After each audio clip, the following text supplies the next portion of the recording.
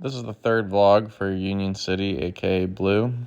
Um, Blue's looking like she's probably close to being ready to compete and do some young event horse classes. I think this is always a difficult part of the horse's education.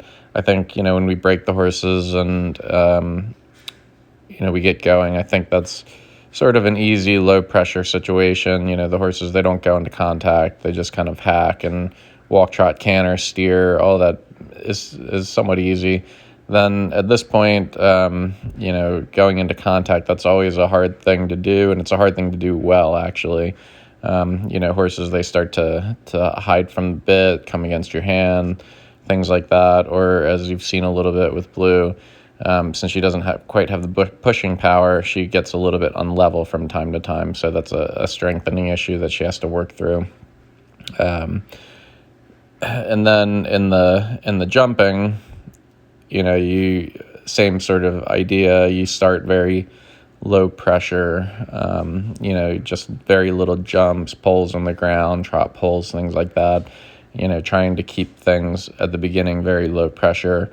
And then as a 4-year-old, as you get ready to compete for the first time, you obviously have to put a little bit more pressure on. So same idea as the contact sort of stuff is you have to make sure the horses are prepared when you go to a young event horse class or to a competition. So you have to put a certain amount of pressure on them. You don't want to be super nice and super low pressure all the time at home, and then go to an event and get a 40 on the flat and have a stop at the water, be trotting and discombobulated and the show jumping, so at a certain point you have to say, okay, well, we've been low pressure, but now we have to have the tools necessary to actually go to a new place and do a full course, do a full series of movements on the bit without the contact wavering. So I think you've seen a little bit of all of that in this school. That she's coming along in the contact. She's doing more difficult jumping exercises so that when we take her out, nothing's going to surprise her.